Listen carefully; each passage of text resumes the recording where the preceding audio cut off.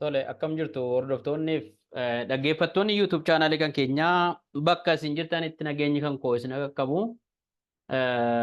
An gargaaraa Piroofeesaraa Kennaa Kabbadaan jedhama. Dirree Dawaa Yuunivarsiitiidhaan barsiisa. Har'agaa ammas isa afeetti nuu dabalii hanga dhumaattuu nuu deeminutti toleera. Namoonni jedhanii keessaan wanta meeseejii naa barreessanii fi barattoonni kan keenya yuunivarsiitii adda addaa jiran jechuudha. Kan kanarraa fayyadamaa jiran. Isa afeesitti nuu gumeessi miidiidhaaf qophaa'aa jirra waan jedhanii fi kallattumaan itti dabaluuf hin dhufe. Inni kun part 7 chapter 2 ta'a jechuudha. Viidiyoo 7ffaa ta'a.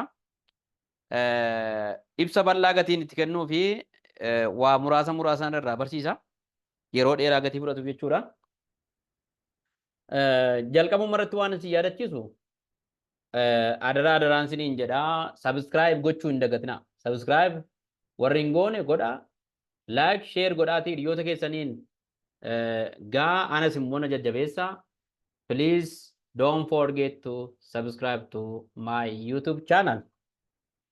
Yeroo isin subscribe gootanidha kan inni mooraalii godhachaa deemu, yoo isin like gootanidha, yoo isin hiriyoota keessanii share gootanidha kan inni mooraalii argachaa deemu waan ta'eef haamilee koof na jajjabeessuudhaaf lammata immoo viidiyoo kan biraa dabalamee gad dhiifamu argachuudhaaf jecha subscribe yeroo gootanu all kan jedhu gubbaa irratti deemaati tuqaa. Kanuman isiniin jedhaa kallattiidhaan gara barumsa keenyaatti dabarra. Our today's lesson is about the differences between egoistic and altruistic desires. We will discuss about the differences that exist between the concept of egoistic desires and altruistic desires. Here, as of egoistic desire, it concerns on the benefit of oneself and not anyone else. As of egoistic desire, ego means self. Egoism means self-love.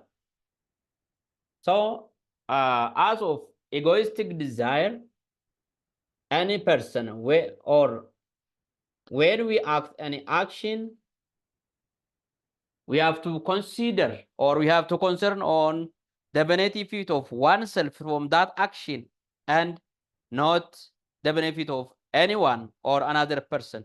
We have to give priority for our personal interest to be fulfilled than fulfilling the other's interest. So, arka wale wajjin ilaallu addaddummaa jechuudha. Egoistic desire fi altruistic desire addaddummaan isaanii maayini? Egoistic desire kun maal jedha? Gocha kamiyyuu yeroo raawwattu, actionii kamiyyuu yeroo act gootu, benefit of oneself dursedha. Yookaan immoo ego jechuun sunuma isaa self, egoism jechuun self love jechuudha, of jaallachuu jechuudha, ofittummaa jechuudha. Kanaaf gocha kamiyyuu yeroo hojjechuudhaaf yookaan raawwachuudhaaf adeemtu fedhii dhuunfaa keetii dursiidha. Ani gocha sanarraa maaliin fayyadama? Namni biraa maal fayyadamaa miti? Ani ofii kooti maaliin fayyadamaadha? Waa'ee nama biraa siin galchuu jechuudha. Namni biraa gocha keerraa fayyadamee dhiisee you don't care about waan sun dhimma kee miti jechuudha. Ani ofii kooti maaliin fayyadamaa? Selfishii ta'uu qabda jechuudha. Ofittoo ta'uu qabda jechuudha. Raas waddaan isaa maaliifaan jedhamsa? Ani gocha kanarraa maaliin fayyadama jettee ofii kee ilaaluu qabdaadha. Yoo waan sun si fayyade qofa gocha sana hojjechuu qabdaadha. Fakkeenyaaf namni tokko barumsa akka baratu barbaachise barumsa kanarraa ani maaliin buufadha jedhee waa'ee barumsa ofiisaa yaaduu qabachuudha. Ani baradhee biyyaa maaliin buusaa miti, maatii maaliin buusaa miti, lakki barataa miti sun ofiisaatii baratee maaliin buusa jedhee ofii yaaduu qabachuudha. Maaliin buufadhaan ofii koo dhuunfaa kootti faayidaa dhuunfaa ofii dursuu qabdaadha. As of altruistic desire, when we act any action, we have to consider on the benefit of at least someone other than oneself. So, when we need to act any action, we have to consider who are the beneficiary of this action from the result of our action, who will be benefited than me. Fakkeenyaaf inni kun immoo faallaa sanaati jechuudha. Faallaa egoistic desire. Altruistic desire kun immoo maal jechuudha? Gochaani godhurraa gochaani xumuruu hojjedhurraa raawwadhurraa eenyutu fayyadamaadha namni bira. Yoo xiqqaate namni tokko fayyadamaa ta'uu qabachuudha. Gocha ati raawwatturraa namni tokko fakkeenyaaf amma in qotta yoo ta'e qotiisa keerraa siin alatti namni biraa tokko fayyadamaa ta'uu qabachuudha. Hin baratta yoo ta'e barumsa keerraa siin alatti namni biraa tokko fayyadamaa ta'uu qabachuudha. Yoo xiqqaate namni tokko. Hin daldaalta yoo ta'e daldala kee sanarraa si qofatu hin taane namni biraa dabalata namni biraa tokko fayyadamaa ta'uu danda'uu qabaachuudha.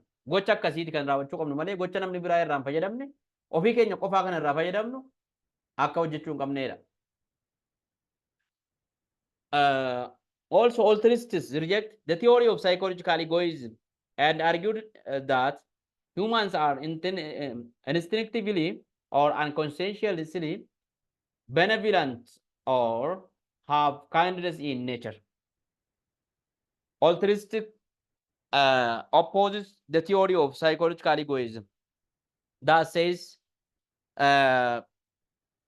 when we build, we have inherited psychological capacity to be benevolent or kindness. But as of altruists,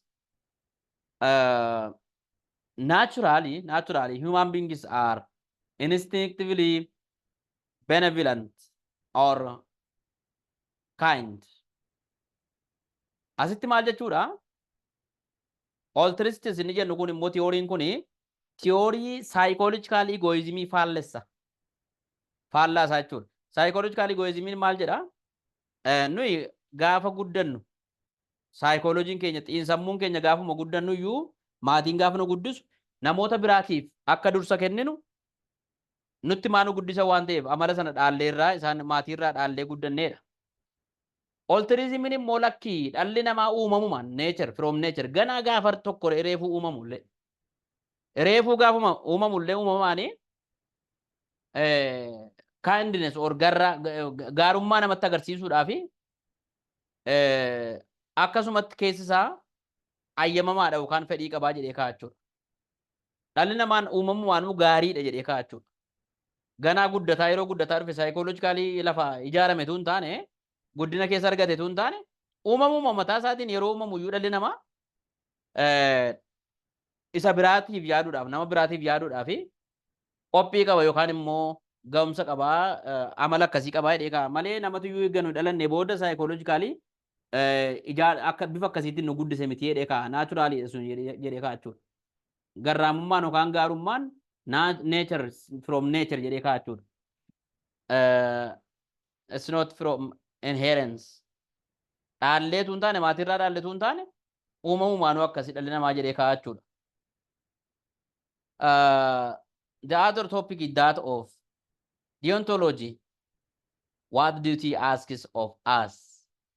So under this chapter, the concept of the concept of deontology, the concept of consequentialism, and virtue ethics are the basic one.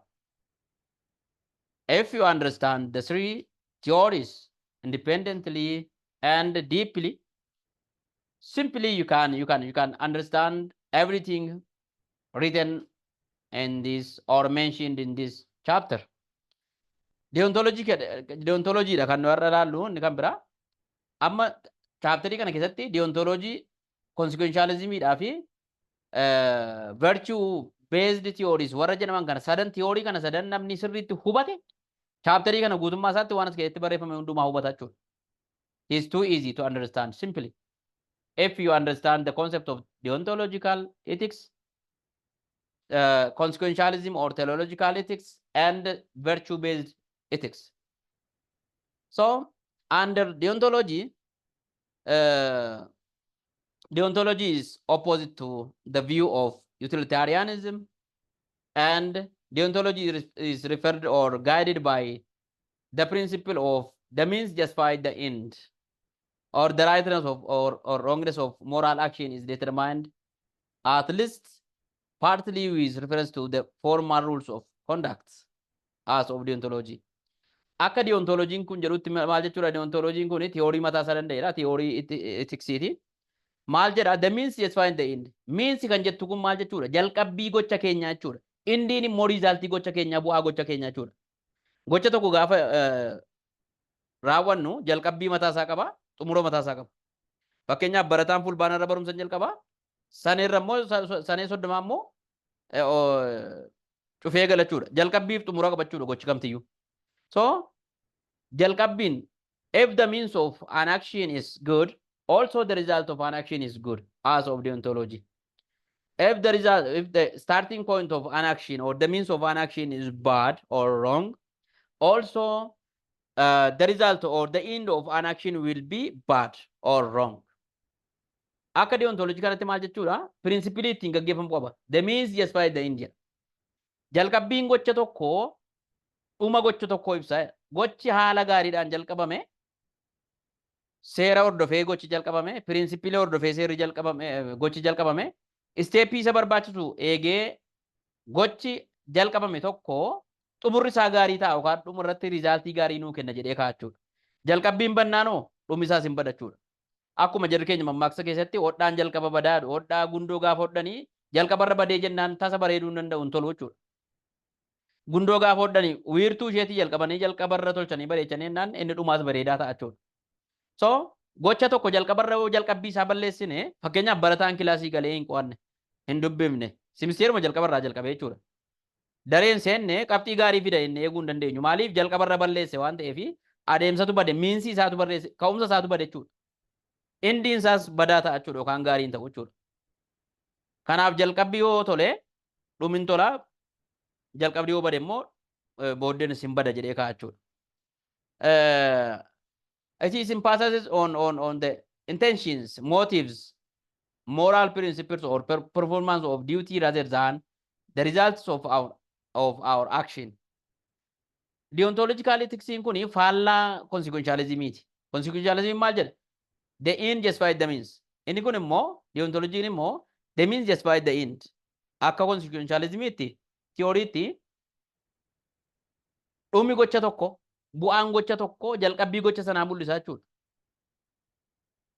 dhumi isaa bareedee jennaan jalqabbiin isaas gaariidha jechuudha dhumi isaa fokkisee dhuma irratti xiyyeeffata indii irratti xiyyeeffata jechuudha inni sun consequentialismin deontolojiin garuu jalqabbii gocha tokko irratti hundaa'a jechuudha yoo jalqabbiin gocha tokko bareede dhumni isaallee bareedaa ta'a jedheetu kaa'a jechuudha maaliif jalqaba badee jennaani dhumi isaas hin tolu yookaan immoo bu'aa gaarii nuuf hin kennu jedhee gatii amanuuf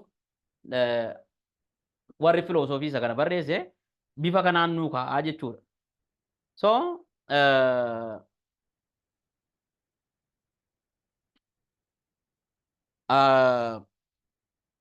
the rightness or wrongness of an action can be determined as of deontological theory can be determined based on the intentions, motives, and the moral principles or performance of duty rather than the result of an action. As of consequentialism, to say one action is right or wrong, we have to consider its consequence, the result of the action. Akka consequentialismitti gochi tokko gocha sirriidha yookaan sirrii miti gaariidha yookaan gaarii miti jechuudhaaf bu'aa gocha sana irratti hundoofneeti consequence isaa result isa gocha sana laallachuudha resultiin gochichaa sanaa gaarii taanaan gochichi gaarii jechuudha bu'aan isaa immoo gaariin ta'u taanaan gochi keenya sun sirrii miti jechuudha akka deontolojiitti immoo sana miti inni maal irratti hundaa'aadha gochi tokko gaariidhaaf gadhee ta'uunsaa yookaan immoo barbaachisaa ta'uu dhiisuunsaa maaliin beekama maal irratti hundaa'a intention fedhii nama karoora nama kaayyoo nama gocha sana raawwatu jechuudha motives maa inni kaka'umsi maaliif namni tokko gocha sana gocha barbaadame kana hojjechuudhaaf ka'e fakkeenyaaf namni tokko gaafa barachuudhaaf ka'u maaltu isa kakaase gaafa qotuudhaaf ka'u maaltu kakaase gaafa daldaaluudhaaf ka'u maaltu mootiiviin isaa maal barbaadeeti maal karoorse moral principle akkamii hordofammoo inni kunis murteessaadha jechuudha moral principle namni gocha sana raawwatu hordofu murteessaadha jechuudha maaliif moraalii hin qabu yoo ta'e haamilee hin qabu yoo ta'e cal jedheetuma akkasumatti namni sababoo namni bira gocha sana hojjetuuf innis gocha sana hojjeta yoo ta'e fakkeenyaaf sababa namni biraas biraa baratuuf baratta yoo ta'e sababa namni biraas biraa qotuuf qotta yoo ta'e sababa namni biraas biraa daldaaluuf daldaalta yoo ta'e dhumni gocha keetii kun hin bareedu jechuudha. Karoora qabaachuu qabda jechuudha. Pirinsipilii ittiin gaggeeffamtu qabaachuu qabda jechuudha. Kanaaf gochi tokko sirrii miti jechuudhaa fi akka deontological theorytti miinsii jalqabni kee karoorri kee fedhiin kee murteessaadha jechuudha. Barataan tokko fakkeenyaa fi jalqabumayyuu jechuudha. Jalqabarraa ka'ee hin dubbisaa hin hordofa yoo ta'e dhumarras gireedii gaarii fida haala gaariidhaan eebbifamaa jechuudha. Boris bahee gaafa dorgomee hojii dorgomuu qabxii gaarii qabatanaan dorgomee darbuu danda'a jechuudha. Qabxii duwwaatu hin taane beekumsa sargataa deema waan ta'eef yeroo dubbisu jechuudha. Yeroo kiraasii dhaqu jechuudha. Also, deontological theory is known as duty-based theory. Duty-based theory.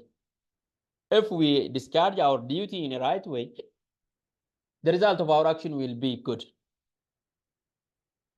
Fakkeenyaaf it is believed or concentrated on performance of one's own duty. How we perform our duty. Maal irratti hundaa jedha fakkeenyaaf namni tokko gocha hojjetu kamiin keessatti dirqama isaa hammam ba'a. Dirqama isaa bahuu qaba. Dirqamni isaa seeraaf qajeelfama jiru ilaalee hojjechuudha. The duty of our duty is that of acting an action based on the procedure, the list of our principle that is stated to perform or to act our action. So if we discharge our duty during acting the action, the result of our action will be good. Inni kun immoo maal inni gocha tokko gaafa hojjennu dirqama keenya osoo sirriitti baana ta'e barataan fakkeenyaaf kilaasiin hordofa yoo ta'e hin qo'ata yoo ta'e dhumarratti successful ta'a jechuudha yookaan hin milkaa'a jechuudha. Jalqabbiin isaa toleera waan ta'eef dhumni isaa sinuma tolaa jechuudha akka deontological theory. Akka consequentialismitti jalqabbi isaa badeef dhiisee rakkoo hin qabu dhumni isaa waan bareedu jechuudha. Hatees hojjetees fidu qabxii gaarii fiduu jechuudha. Rizaaltiidha kan ilaalamu. The other one is during the 17th century, a German philosopher who was called as Samuel classified dozens of duties under the following three headings. Jaarraa 17ffaa keessaa philosopher namni biyya German philosophiin biyya German Samuel kan jedhamu kuni duties bakka isa jedhamu kana dirqama isa jedhu kana bakka sadiitti qoode. Tokkoffaa duties to God, duties to oneself, and duties to others. So, as of Samuel, when you say duties to God, it is a theoretical duty to know the existence and the nature of God. Duty to God in kun maayini dirqama waaqni nurraa eegu jechuudha yookaan uumaan keenya yookaan Allaahni yookaan Rabbi yookaan waaqni nurraa eegu dirqama akka nuyi waan akka nu goonuuf dirqama waaqni nurraa eegu jechuudha. Yookaan dirqama inni nutti kenna jechuudha akka nu baannuuf. Theoreticaliidhaa fi practical jedhamee qoodama duutiin kuni duties to God in kuni. Theoretically maal jechuudha? The duty to know the existence and the nature of God. Dirqama jiraachuu waaqa. Waaqni jira jennee beeku dirqama qabna jechuudha. Amaloota waaqa, nature of God. Nature isaa maaliin immoo jiraachuun isaa immoo maaliin mul'ata isa jedhu Rabbi jira, Allaan jira, waaqni jira, waaqayyoo jira gaafa jennu nature waaqa keenyaallee beekuu qabna, Rabbi illee beekuu qabna, jiraachuu isaallee amanuu danda'uu qabna jechuudha theoretically. Practically gaafa gochaan immoo maal gochuu qabna? We have the duty to both inwardly or secretly and outwardly or publicly worship God. Practically, we are responsible to inwardly and outwardly worship God. Practically, immoo maal gochuu qabna? Amma sadarkaa theoriitti erga beekuu jiraachuu isaatiif amala waaqa barree booddee practically immoo maaltu nurraa eegama? Dhoksaattis haa ta'u uummata keessatti secretly jechuudha inwardly yeroo jennu dhoksaatti kophaa keenya taane waaqa keenyaaf sagaduu qabna yookaan Rabbiif sagaduu qabna.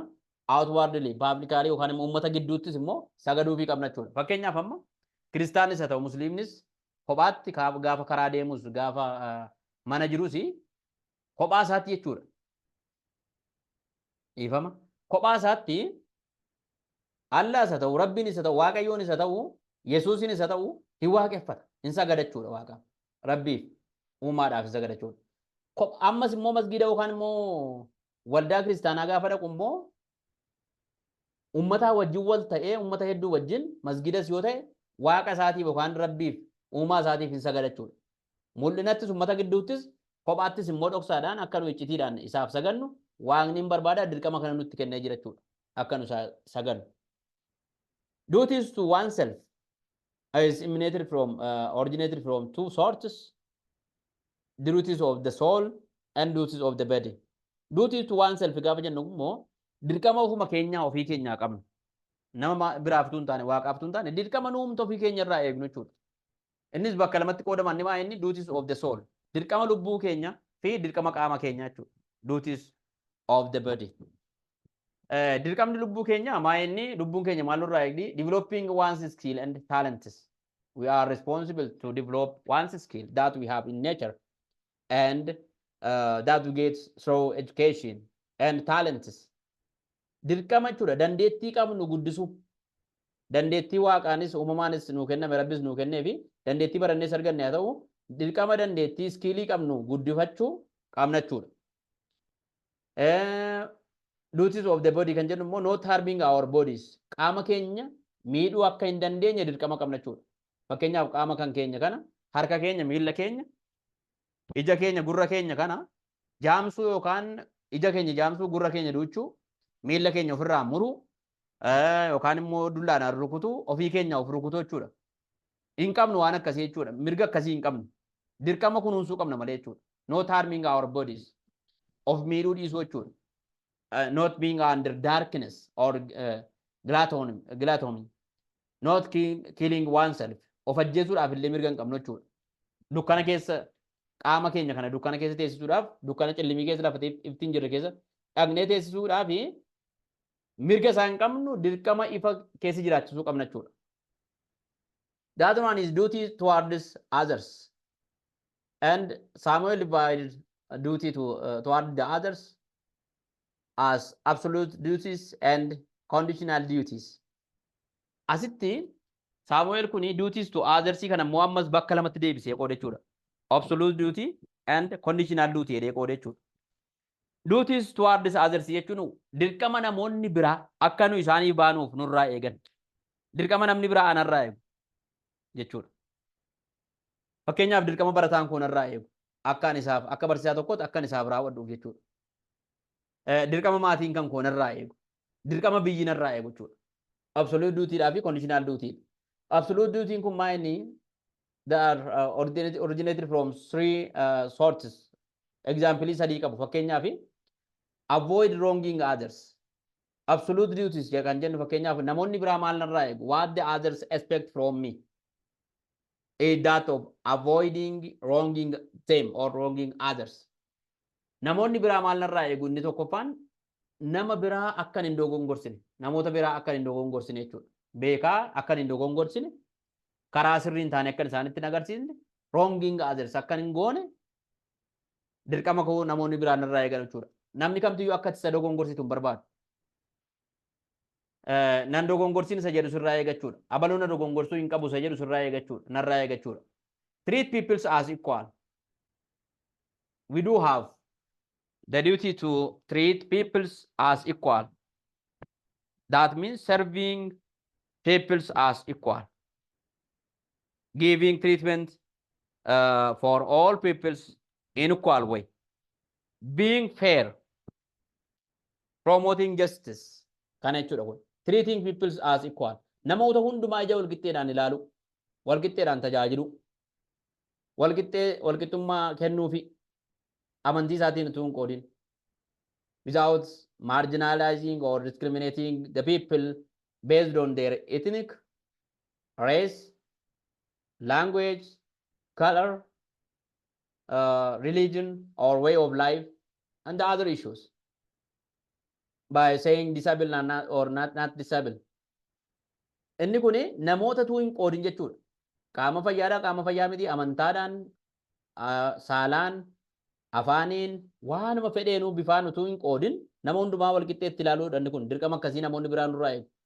Namni hundumtuu akka inni nama wal qixxeetti nama hundumaa hojii wal qixxeetti na ilaalu nan barbaada. Namni biraas akkuma kana narraa barbaada jechuudha. Duty to others kan jennu jalatti absolute duty jala kan jiru kana. Promote the good of others. Inni biraa jechuudha. Namni biraa maal narraa eega waan inni qabu waan dandeettii inni qabu akkan isaaf guddisu narraa eega jechuudha. Anis immoo namoonni biraa dandeettii ani qabu akkan guddifadhuuf akka isaan sappoorti na godhan isaan irraa eega jechuudha.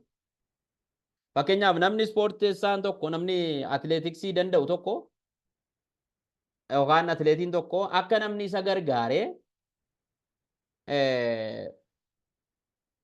waltajjii addunyaa gurguddaa irratti hirmaatu akka namni balbala saabanu karaa saabanu akka namni leenjisu faayinaansiidhaanis leenjiidhaanis akka namni isa bira dhaabatu haamileedhaanis akka namni isa bira dhaabatu nama biraarraa hin eegachuudha. Bifa akkasiiti jechuudha. Kana jechuudha duty to others jalatti absolute duty.